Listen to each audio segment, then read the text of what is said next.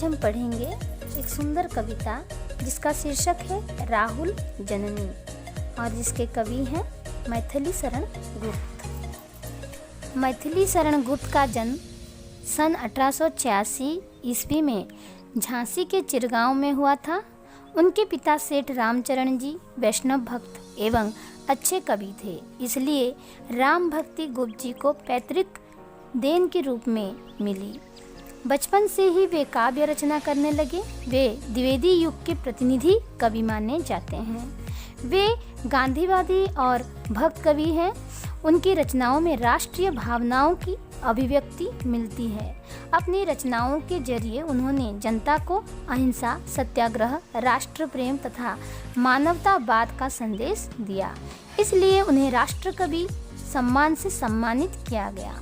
आगरा विश्वविद्यालय तथा काशी हिंदू विश्वविद्यालय ने उन्हें डी.लिट की मानद उपाधि प्रदान की। वे भारत के राष्ट्रपति के द्वारा मनोनीत राज्यसभा सांसद भी रहे।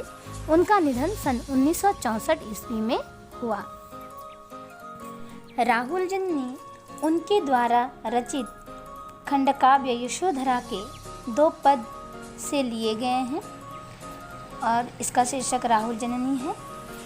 इनमें गुप्त जी ने यशोधरा के माता रूप और पत्नी रूप का उद्घाटन किया है। तो बच्चों, आप सोच रहे होंगे यशोधरा कौन है? यशोधरा भगवान गौतम बुद्ध की पत्नी थी और राहुल उनका बेटा। नेपाल राजकुमार गौतम मानव जीवन की शाश्वत सत्य की खोज में क्षणभंगुर संसार को त्याग देते हैं। पत्नी यशोधरा और पुत्र राहुल को बिना जगाए और बिना कुछ कहे रात को ही निकल जाते हैं। सुबह यशोधरा को यह पता चलता है, वो बहुत दुखी होती हैं। कुछ देर बाद राहुल जाग पड़ता है और रोने लगता है। यशोधरा उसे चुप कराती हुई कहती है, रे अभागे, तू अब क्यों रो रहा है?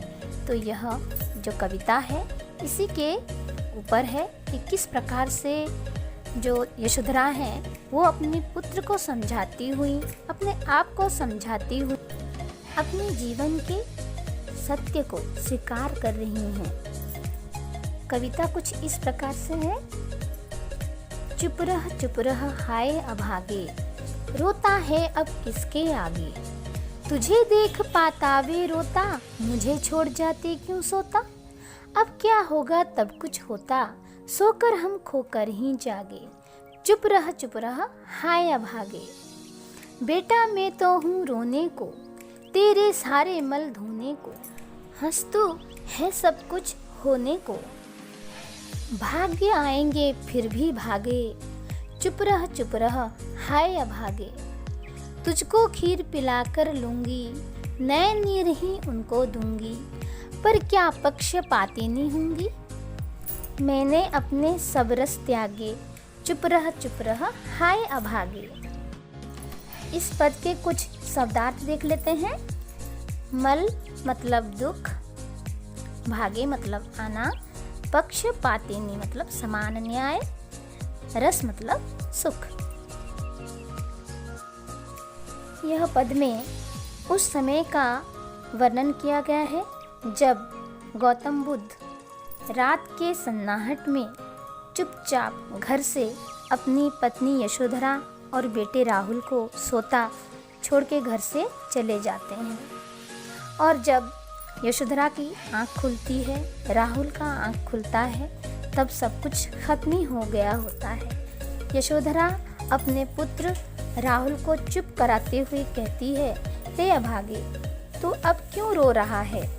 चुप हो जा। उनके जाते वक्त अगर तू रोता तो वे मुझे सोती छोड़कर क्यों चले जाते? हम दोनों ने तो सोकर उन्हें खो दिया, अब रोने से क्या फ़ायदा। राहुल को और समझाती हुई यशोधरा कहती है, बेटे मेरे भाग्य में रोना तो लिखा है, मैं रोऊंगी, तेरे सारे कष्ट मिटाऊंगी। तू क्यों रोता है? तू हंसा कर। हमारे जीवन में जो कुछ आएगा उसे सहना ही पड़ेगा। हमारे सुख के दिन अवश्य लौटेंगे। अब मैं तुझे अपना दूध पिलाकर और सारी स्नेह ममता देकर पालूंगी। तेरे पिता के लिए आंसू बहाऊंगी। तुम दोनों के प्रति मुझे समान न्याय करना होगा। इसलिए पतिव्रता नारी बनकर मैंने पति की तरह सारे सुख भोग त्याग दिए हैं। अब दूसरा पद देखते हैं। चेरी भी वह आज कहाँ, कल थी जो रानी, दानी प्रभु ने दिया उसे क्यों, मन यह मानी। अवला जीवन हाय तुम्हारी यही कहानी, आंचल में है दूध और आँखों में पानी। मेरा शिशु संसार वह दूध पिए परिपुष्ट हो, पानी के ही पात्र तुम प्रभो, रुष्ट या तुष्ट हो। कुछ शब्दार्थ हैं। चेरी मतलब दासी, रुष्ट मतलब नाराज, तुष्ट खुश। इस पद में गुप्त जी ने पति वियोगिनी यशोधरा की मानसिक दशा का चित्रण किया है। यशोधरा के जरिए भारतीय नारी जीवन की सच्चाई उपस्थापित की है।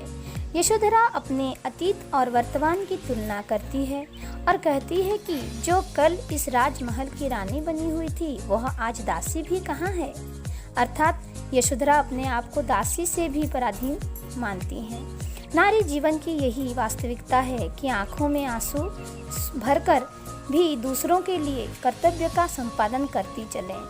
अंत में यशोधरा कहती है, हे मेरे शिशु संसार राहुल, तू मेरा दूध पी कर फलता चल, और हे मेरे प्रभु गौतम बुद्ध जो हैं उनके पतिदेव, तुम तो मेरे आंसू के पात्र ही हो, इसे तुम स्वीकार करो।